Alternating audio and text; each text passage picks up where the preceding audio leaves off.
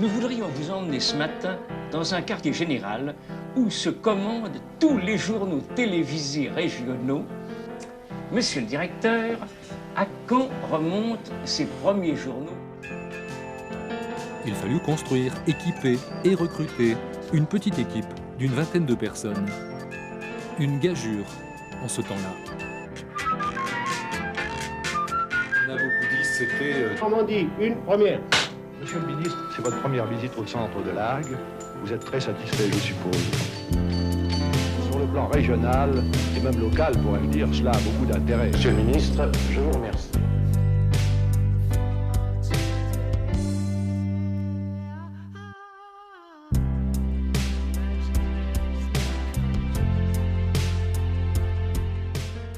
Mes parents ont été investis dans le club.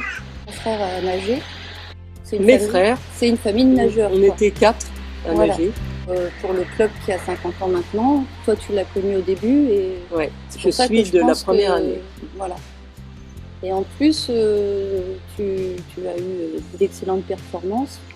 Donc au niveau sportif, on voit que le club, dès le départ, a porté les nageurs de Caen pour aller vers le niveau national, peut-être même international. Qui est tombé dans l'eau le premier, par exemple? Moi, je suis l'aîné des 4 enfants. D'accord. Donc c'est moi qui ai commencé à nager.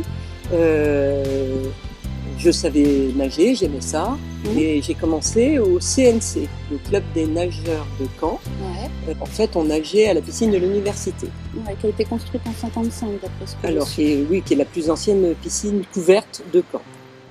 Ensuite, Jean-Marie Giraud, qui était maire de Caen, a demandé pour subventionner finalement un club canet que les 2 clubs de Caen fusionnent, c'est-à-dire le CNC qui était à la piscine de l'université et le club des cheminots qui était un club d'été qui avait une piscine, la piscine Jean Toquer, découverte à Mondeville. Alors les 2 clubs étaient très différents. Il y avait un club un peu bourgeois qui était le CNC, qui était à Caen. Et puis il y avait le club des cheminots qui était plus populaire et où il y avait beaucoup de monde. C'était un club très actif, mais qui ne fonctionnait que l'été avec la piscine découverte.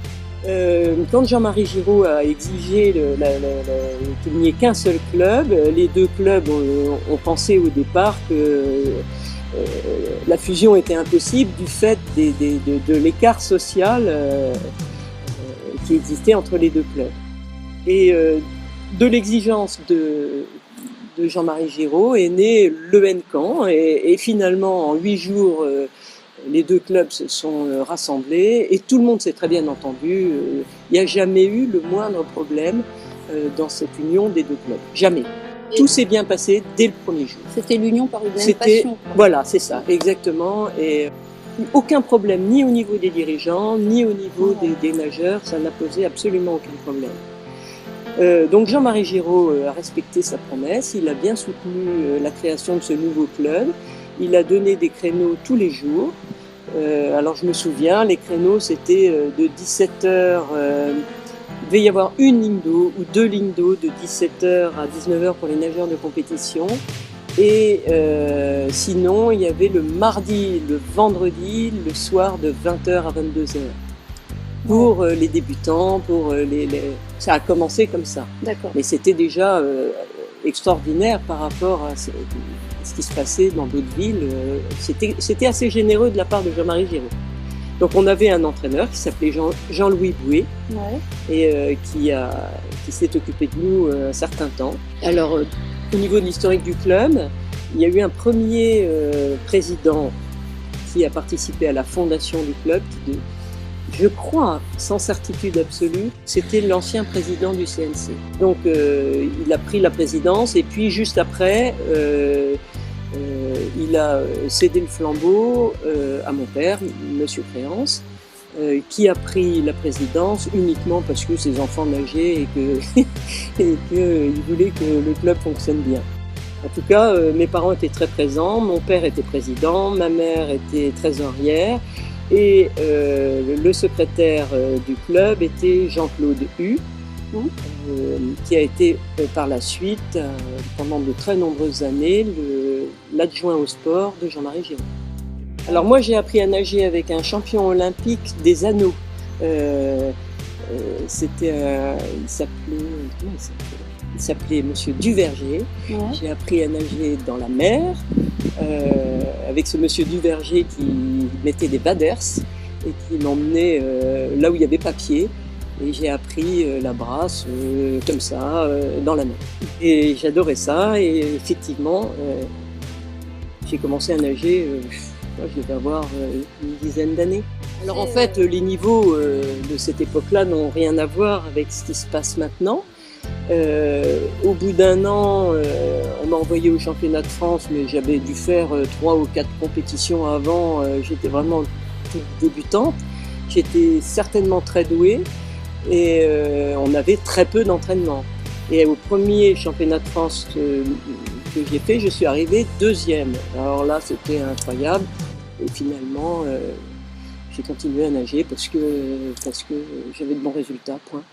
Donc l'année suivante, j'ai été championne de France du 100 mètres brasse à Nice, en minime. J'ai battu le record de France minime. J'ai été seconde au championnat de France petite catégorie, ce qui correspond au N1 maintenant. Ouais. Et je suis rentrée comme ça dans l'équipe de France B de l'époque. Voilà, dans les années 68. Tu es toujours une nageuse et une très bonne nageuse chez les maîtres. Comment tu as fait pour tenir autant de temps? Tu as eu un arrêt?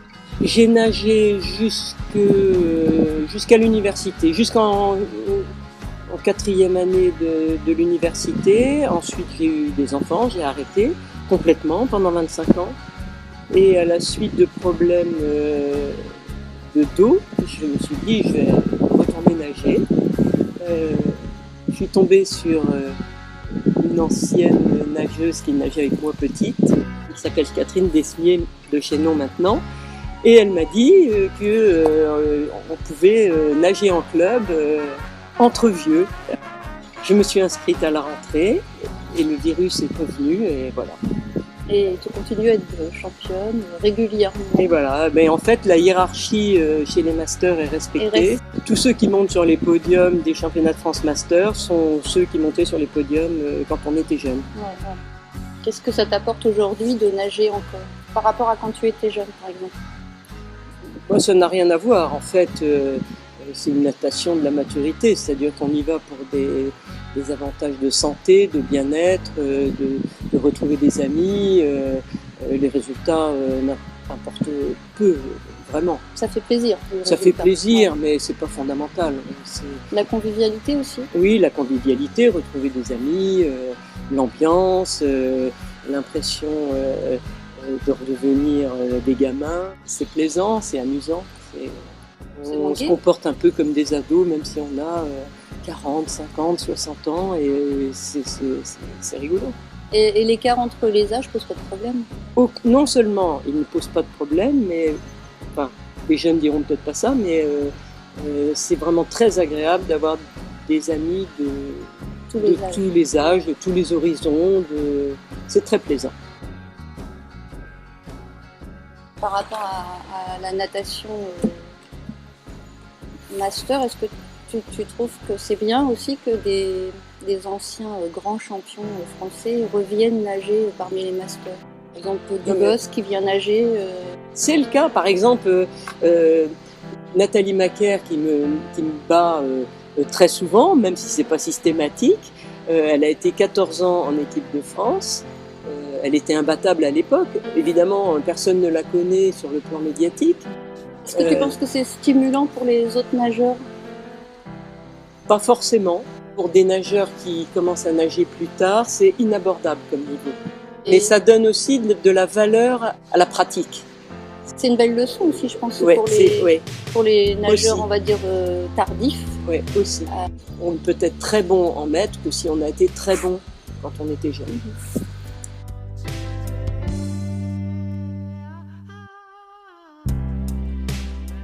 Je trouve que c'est une très bonne idée de marquer le 50e, parce que d'une part, les témoins des débuts du club vont disparaître du fait de leur âge. Donc ça, ce sont des témoignages qu'il faut essayer de récolter et de conserver. Maintenant, est-ce que ça peut être aussi une vitrine pour des personnes ayant envie de venir s'inscrire au club et participer à notre passion? C'est vrai que parfois on a l'impression que les gens mettent une barrière entre le public et le club. Or on est tous nageurs